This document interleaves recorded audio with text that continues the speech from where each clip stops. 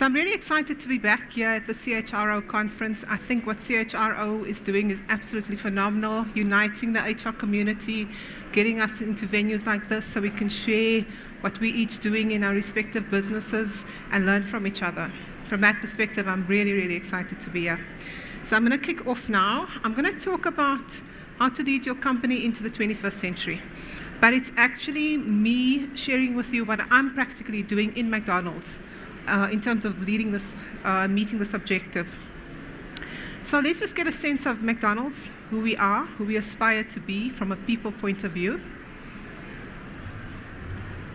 So if you can play the video for me, please.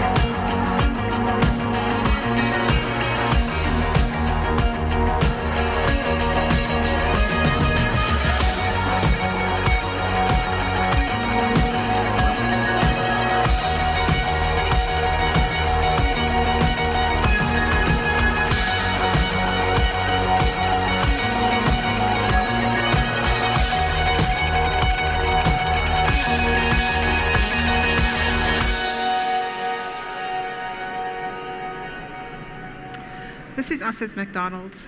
So sometimes there's the perception out there that McDonald's, if you get a job in McDonald's, it's a dead-end career opportunity. And I'm here to tell you that that is not the case at all. And I think by the end of my presentation, you may even agree with me on that. This is our strategy as a people function in McDonald's. So what we aspire to do, our strategic intent, is to build the people capability to meet the bold future business growth plan.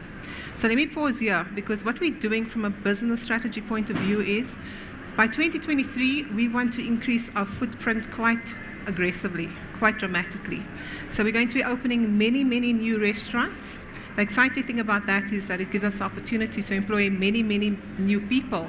And the beautiful thing about McDonald's is that we have the capability, our training programs are so strong that we've got the capability of bringing in matriculants, people with no experience. And that is quite important in a country where we have 50% youth unemployment. I'm sure you'll agree with that. So we've got a very aggressive growth plan. We're opening many new restaurants. And as a people function, we've been asking ourselves a question: how do we prepare for this? And then, of course, what's happening globally in McDonald's is that it is acquiring a lot of tech companies because they are preparing for the fourth industrial revolution. The global brand is going to go quite high-tech, quite digital. So I have to ask myself as a leader of people, how do I prepare the South African McDonald's community for this? What measures do I need to put in place now to make sure that we are ready for the fourth industrial revolution, which is unfolding at such a dramatic rate?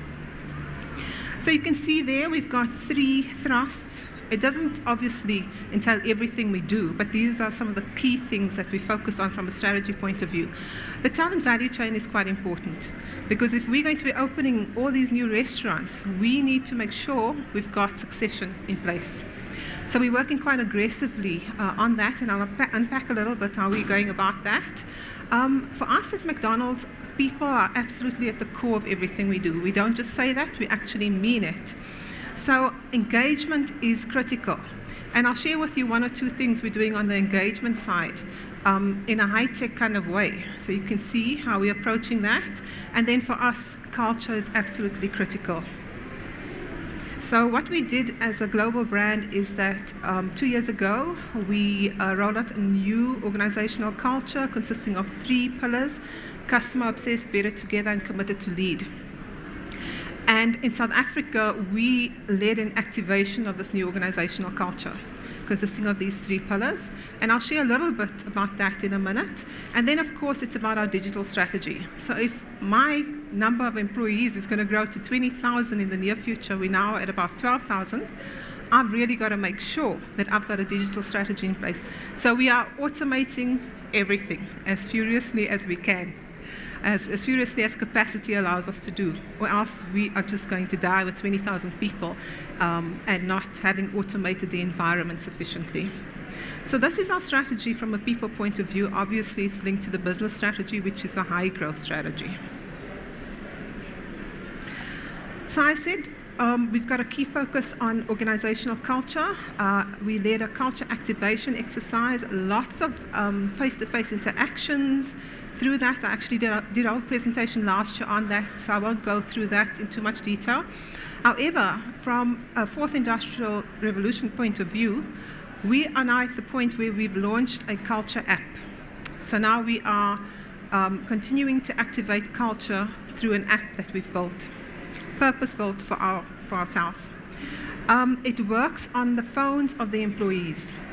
It has a number of purposes. Obviously, it's interactive, it's fun, it's meant to drive engagement levels. That is the purpose of it. And importantly, it's also a recognition tool. So the app has got what we call a feed that allows people to actually recognize each other. So all staff members in our environment are given points, we call them culture bucks, and they can then reward their peers for living up to the 3 culture pillars on the app. So when you do that, it's obviously visible because our whole country can see who you're rewarding, why you're rewarding them, etc. And it sort of reinforces our desire to adopt these 3 culture pillars. It has landed exceptionally well, and I think that's also due to the fact that we've got a very young workforce. Our average age in terms of our workforce is about 25 years old. So they love this app, they love this digital approach to things, and they've embraced it. I mean, one of the ways in which we're rewarding them, you'll know that Tony Braxton, the artist from the US, is coming to South Africa in early November.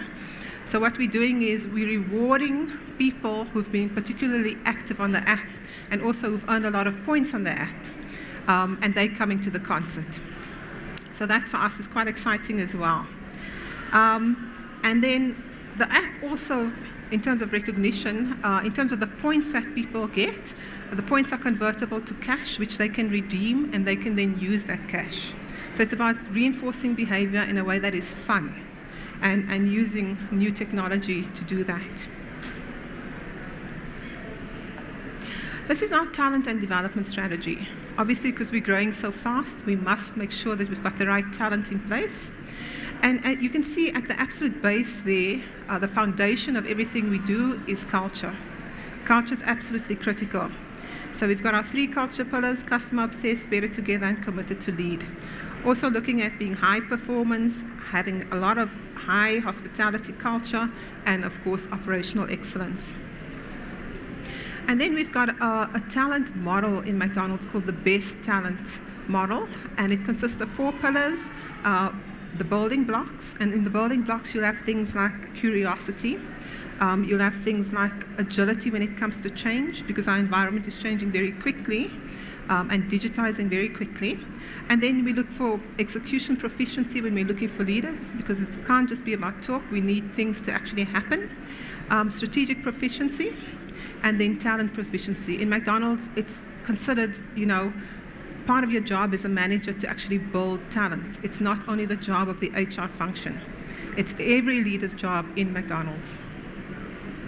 And then we've got brilliant new curriculum, which we got from our global partners in Chicago. They've updated the McDonald's curriculum, and we're rolling that out. We call it the core curriculum. I'll speak a little bit more about it later. And then we've got these talent programs to make sure our leadership is absolutely sharp. So we've got a program called Alchemy, which we run in collaboration with the University of Cape Town Business School. Very successful program. And for a program like that, as well as the entrepreneurial leadership development, all our programs at the top there of our triangle, we always have an action learning component. Because as we know, learning doesn't only take place in the classroom. You also have to make it practical. And I'll speak a little bit more about that because we've had a lot of successes with the projects that teams have chosen. We've given them the challenge of actually addressing real business problems, and they have done so. So, for instance, on Alchemy, we had a team that said, with regard to our supply chain, we obviously spend billions and billions on the supply chain. We need to automate that entire environment. So they went and did the research, they found the system, they pitched it to the executive team, they got the budget, and they have implemented that. So even through our talent programs, we are preparing for a future that is quite digitized and getting our leaders in the business also to adopt that kind of mindset. We're very keen to build business acumen skills, and that's why we've partnered with Wits Business School on entrepreneurial leadership development. And we've been running that program for 3 years now, also very successful. And then we've got a program for junior managers called Kulisa, and then we've got a new program which I'll touch on just a bit for all restaurant managers. This is just our plan, which we developed last year and which we've been executing against. So I won't go into it because of time. This is our new baby. We're so excited and we're so proud of it. It's called Tuto, which means knowledge in Sotho. It was developed very specifically for restaurant managers. I mean, these people, some of them are running like 35 million rand businesses per annum. They've got to have the right skill sets. They also had the cold face in terms of interacting with our customers. So we wanted to make sure they've got the right capability. And then, of course, when we're having a conversation about a digital world, we've got to make sure these guys have the right capability for the digitization that's coming at us from global in the very, very near future. So it's an NQF 5 level 5 learnership. It's 12 months. It's got 5 modules, which I'll touch on in a minute, and it takes a blended learning approach. We use a company called DDI, an international company, but they've got a South African office to help us execute on this, and they are absolutely phenomenal at running this program for us. We have put 60 candidates through this program this year, and we will do another 60 to 80 next year. The feedback so far has been absolutely amazing. And I've got a little video clip in a minute. I'll just show you how excited people are about the program. Let's just look at what the program entails. So it's obviously, if you're in a leadership role, I mean, these people, some of them have 80 people in the restaurant, so they're managing up to 80 people, not directly, obviously, but that's what they're accountable for. So we're looking at relationships and being able to communicate for leadership success. Obviously, we want to build their leadership skills, their ability around strategy, the way they performance manage their staff and therefore the restaurant, and then also teach them about risk. And the risk side of things also includes a lot of knowledge on financials. Because what we did and how we came to this particular program is that we actually did psychometric assessments of every single restaurant manager in our business. So we assessed them, we then understood as a population what the gaps were, and then we could build the program based on the gaps that we found in our environment. You'll see there on the top left that we've got a bridging program, which is around computer literacy. That is something we found in our environment. We found that the skills of our restaurant managers were not sharp enough, and so we're using this program also to close that gap. Again, if we don't prepare these people and making sure they've got the right skill sets for the fourth industrial revolution, they're going to struggle. And then, as I said earlier, it's also about making sure that they've got the right financial acumen, and that's why we put in another bridging program on that. These are the launches. We've launched the program across the country, so in KZN, in Gauteng, as well as in the Western Cape.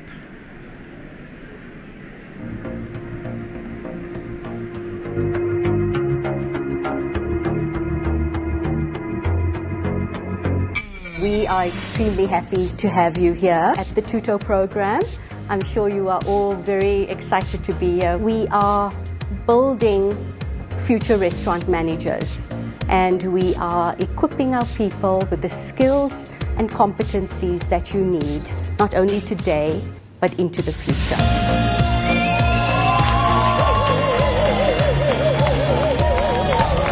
Ladies and gentlemen, our laptops have arrived. This is for Ethel.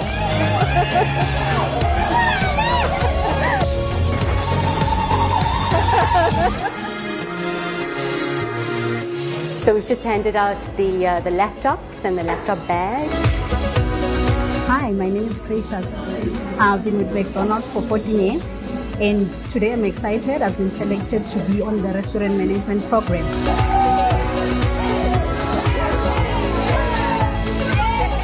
And we received laptops today with the mouses. So everyone is, as you can see, everyone is excited. This is so overwhelming. It's a nice feeling. Imagine getting a laptop. Some of us, it's our first experience to own a laptop. Thank you, McDonald's. It's exciting to be here. I feel like I'm part of the fourth industrial revolution. So it means a great deal to the group.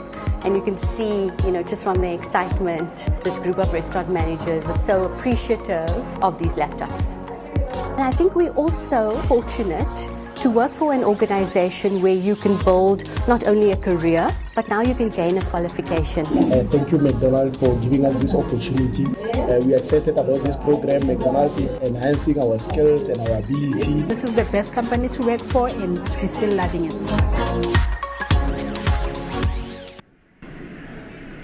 So I spoke earlier about the fact that globally they've developed new core curriculum. So obviously the McDonald's system is, in many ways, the operating system is standardized. And the reason why we do that is because, if you buy a product in Singapore, it must taste the same as a product in South Africa. So what is required in our environment is that people, in order to climb the hierarchy and be promoted, they've got to complete certain courses. What's really nice about McDonald's is that the career path is crystal clear. Everybody knows what the career path is and how you get to a level of restaurant manager. So people come in at a crew level with a matric certificate. Sometimes they come in with other qualifications as well, but we will take you with only a matric certificate. And then they can advance to a crew trainer position. That's the next level up, obviously at a higher salary. And a crew trainer, obviously, as the name indicates, would train the crew members in the environment. They can then advance to a position called a shift manager position. And after advancing from that level, they can become a second assistant manager, a first assistant manager, and eventually the restaurant manager. And some people even advance further and become ops consultants, which means they've got 5 restaurant managers reporting into them, and then the next level is operations manager, and above that you have the directors. So the career path is absolutely crystal clear. There's a lot of training in our environment, so if you are ambitious, it's a kind of place where you can actually learn quite a lot. So what's beautiful about this new core curriculum that we're rolling out is that we've modernized all the McDonald's courses, and a large component of it now happens via e-learning.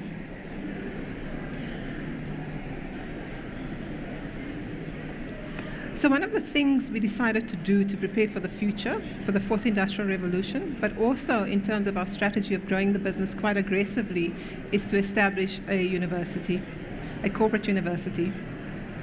We are the 9th hamburger university in the world. There are 8 others, predominantly in wealthy Western countries. We're the first one in Africa. It's a very prestigious thing when they allow you to use the brand name Hamburger University. So we're very proud, and I just want to share a little bit about why we've gone this route and a little bit about what our university looks like.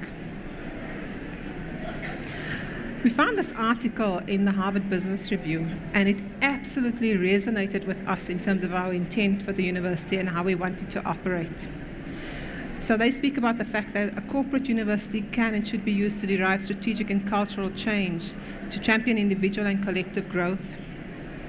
A leadership institute to reflect the company's leadership ideals.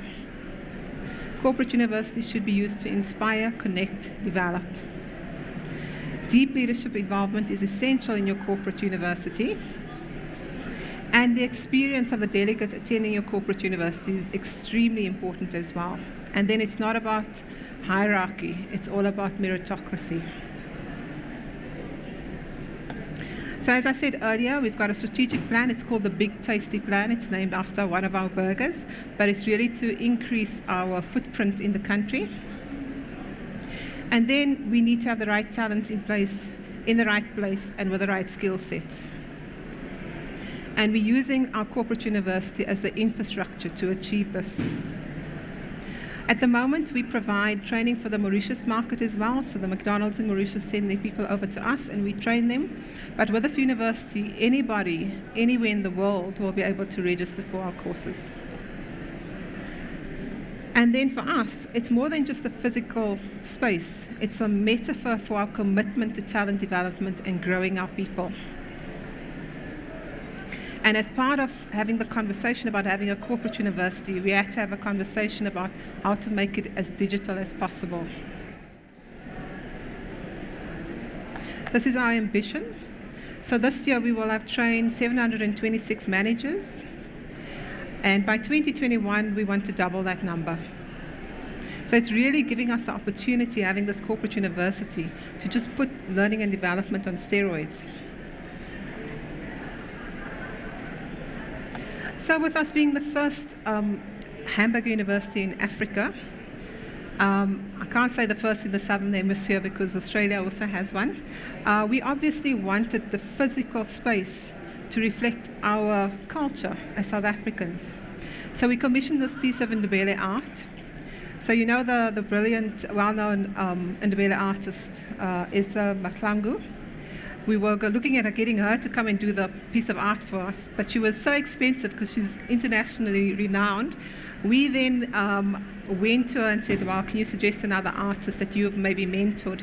And she's been mentoring her niece, and so her niece put this piece of art together for us. This is our reception area where people can hang out or just wait for courses that they want to attend.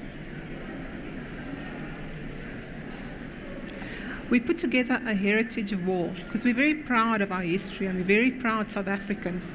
So this heritage wall is a combination of the history of McDonald's globally in South Africa as well as the history of South Africa. So you can see on the left there at the bottom, we do it there. That is the Women's March, and those are the ladies who led the Women's March.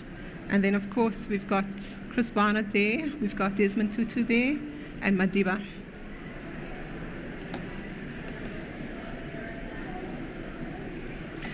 We put in place a meditation room, and you will not believe how challenging it was to get this past finance. They were just like, what are you doing, HR? But we know there's a lot of research around the impact of mindfulness on productivity. So it's important to start incorporating that into our businesses as well. We've got a project to modernize our restaurants called EOTF, or Experience of the Future. So you'll see now when you walk into some of the restaurants, we have kiosks as well, where people can order their food. It's a big part. We've got a big digital strategy for the restaurants coming at us. And so we put some kiosks and EOTF elements into the university so people can come and practice and get exposure to the new ways of working. This is our cafeteria. It's got amazing views of Sandton.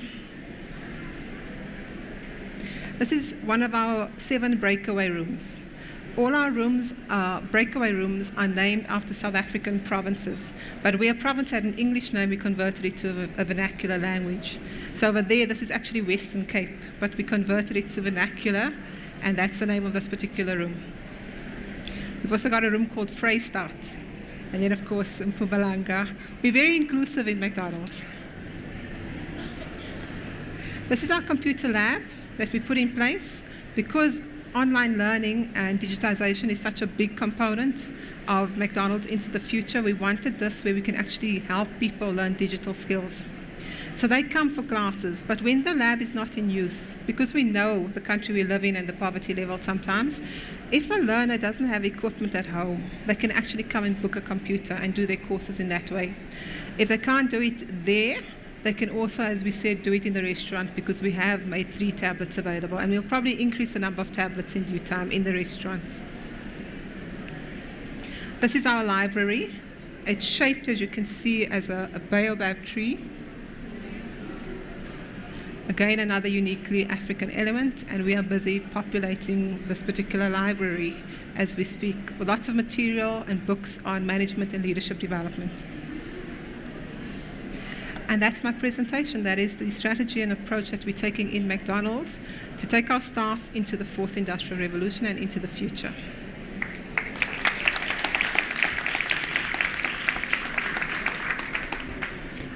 Thank you very much, Brigitte. There's a lot of nuggets in that presentation, so I'm just curious to find out, like, what other, oh, no pun intended, just find out what other, what are other organizations doing, you know, to kind of step up their game and be in the front foot as McDonald's are doing.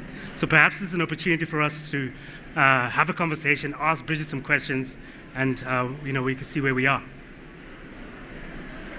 I can start off. I'll start off with a question while you guys think of a question. So, going into, you know, this fourth industrial revolution, you know, you mentioned this issue of talent and you're training talent, but often you don't always have that talent existing. I mean, you've got that talent. What are your challenges? What are you seeing has been the challenge to get people or to upskill your talent that's already been in the organization into the Industrial Revolution? Yeah. I mean, for us, we started putting our talent programs in place 4 years ago. We started our partnership with WITS, with TDI, with UCT 4 years ago. And it's worked very, very well. We've got a blended approach. So, you know, we believe in promoting from inside the organization, but we also believe in bringing new talent from the market. So you get that skill sets and new thinking coming into the environment on a regular basis. So from a challenge point of view, I wouldn't say we've had a lot of challenges. I think the only thing that's a little bit challenging is the fact that we're executing our growth strategy so fast. So sometimes it's a little bit difficult to keep up, because now you have to have all these pools of managers available for new positions in the organization. Okay. I was saying that, you know, often when we share visuals around some of these changes that we want to implement, people get excited. And often we hear, no, it'll happen in 2 years' time, or it's going to happen. So people leave feeling excited, but not quite, because you don't know what you don't know around when it's going to happen. So basically my question to you is, what was the change plan, and how did you maintain, you know, the excitement for all of these changes that were implemented? I mean, for me, it started really, if I can describe the journey, it started with articulating a vision for the board of directors, because I obviously needed a very big budget to be able to build the university. And persuading them, because we own the building where we are based, to give us an entire floor in that building. I worked very closely with the CEO, and I got him very excited about the concept as well. And then I worked very closely with our global McDonald's partners as well, so that we would have that support from a global perspective. And when we asked for the brand name Hamburg University, they would give it to us. But very importantly, what I did in terms of change as well is that I led a cross-functional team. So we had people in there from finance, from IT, because technology is such an important part of the university, from operations, from across the business. It was a large team of about 15 to 20 people at any given time. And we were like thinking partners. We were partners in terms of formulating the plan for execution. Obviously, the construction guys were in there as well. An architect was on the team as well. And I'm so proud of the fact, in fact, that from the construction team, the project manager was a lady and the architect was a lady. So a lot of like females like taking a leading role in getting the university together. And so we had a cross-functional team. And this created a lot of buzz in the business about it. We started construction this year, and we've completed construction. And we actually have started running courses in the university already. We haven't formally launched it yet, but we are going to be doing a very large media launch when our global CEO comes here in November to open the university. He's going to come and cut the ribbon. We're going to invite local press, international press, and to celebrate the fact that the university is launched. But in the meantime, what we've been doing is I, for instance, go around in the business. Like yesterday, our guys who are currently at WITS, I went and shared the concept of the university with them. They're very excited by the opportunities it presents. And sometimes in these sessions, they also give us feedback. So yesterday they said, why didn't you call one of the rooms Robben Island? Can you please change the meditation room's name to Robben Island? So we accept that sort of feedback, because this facility, everybody must feel at a psychological level that they own it, that they're proud of it. You've got this balance between your Gen Cs, that are coming up. 50% of them from next year will be, the most employed people in South Africa. How do you do that balance between your experienced leadership and all these people that are coming in as matric? They've got a very different mindset. How are you bringing that together so you can step into this fourth industrial revolution? Yeah. Yesterday when I went to speak to the leaders that we're developing through WITS, one of the guys had a very, very interesting comment, which I certainly haven't thought about much, but it's something I certainly need to reflect on. And he said, part of the challenges in the restaurant is that we have a generational gap. You have a lot of young people, but if you look at the restaurant manager, because often they've been in the system so long, so at a management level in our business, the turnover rate is 1%. It is exceptionally low. The longer you are in our system, the longer you want to stay in the system. So we need to reflect about this generational gap that he was talking about. And our environment is mostly positive. So for instance, if you look at our survey scores, engagement scores for crew members, it's 79. And if you look at the engagement scores for managers, it's 85. So it's a relatively positive environment. But sometimes we have to be proactive about addressing some of these things. I don't think so. I look at sometimes what's happening in our country. I look at the unemployment rate around youth. I mean, we, for instance, are in a conversation with the YES program to see if we can find ways of collaborating. I just think we all, from a social responsibility point of view, just have to be cognizant of what's happening in our country. And we mustn't be afraid as HR leaders to actually step into that space, to come up with proposals to build a corporate university, to persuade our boards of directors, persuade our executive teams to go along with it. And for me, what I do in terms of why I've got a lot of credibility in my business is I make sure I execute. So I don't just pitch, like you were saying, showing us pretty pictures, when is it operational? I make sure that if I say I'm going to do something, that I follow through and I execute on it. There's a big role for the human capital community to play in this country. I'm absolutely convinced about it. I think we can make such a positive difference.